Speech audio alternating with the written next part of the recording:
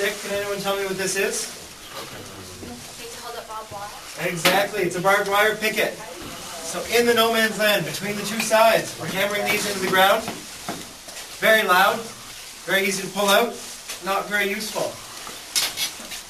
That's why in 1916, these were invented. It's a screw picket.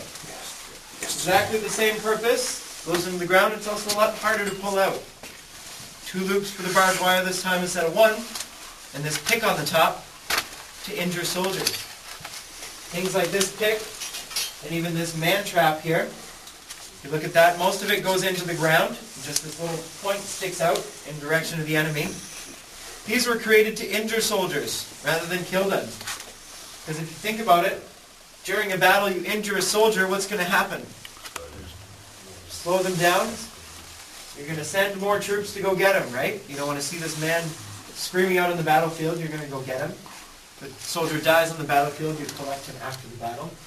Things like this were designed to injure soldiers and therefore weaken the army. These are still found today all over the Western Front. That is why on our site we have so many fences.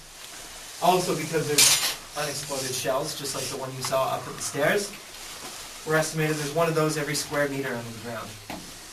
That one never blew up, it will never blow up. We took out the explosive properties. But it's an example of friendly fire, because that's a French shell from the rear lines fired down in that area.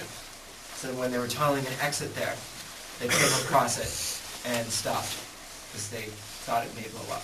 So, all right, this room that we're standing in is actually the water point. So while we have a lot of artifacts from across the battlefield and even down in the tunnels, what would have been here originally would have been water reservoirs. Water that collects in the tunnel in the deep fighting tunnels. They pump it up here by hand. You can see a hand pump there. This here is a mechanical pump. Mechanical pump not used in this part of the battlefield because we're under the Canadian flag right now. Which means the Germans are not that far away. So we're going to make every effort we can to be silent in this part of the tunnel. Do you have any questions? Whereabouts are we? Right now? On top, yeah. More or less the Canadian flag where we started the tour there. You know where I met you guys? It's like right above your head. Yeah. Alright, so we're going to go up into the surface in just a second. You're going to see another tunnel at the bottom of these stairs. We call this the Black Watch Tunnel because the 42nd Regiment, the Canadian Black Watch from Montreal, they hid down here the night before the attack. We actually used these tunnels as part of the strategy of the attack on Vimy Ridge, hiding over 1,000 soldiers in just the Grange subway here. So you can imagine 36 hours, they start packing them in. Over 250 men from the Black Watch would be in that tunnel.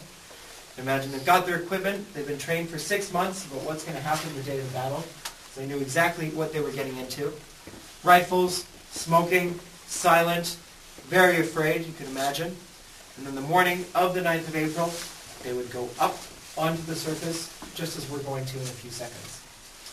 Also in that tunnel today, you'll see an example of the light rail.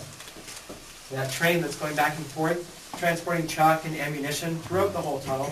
You'll see an example of it there to kind of give you a better idea. All right? So if you want to let me go to the front.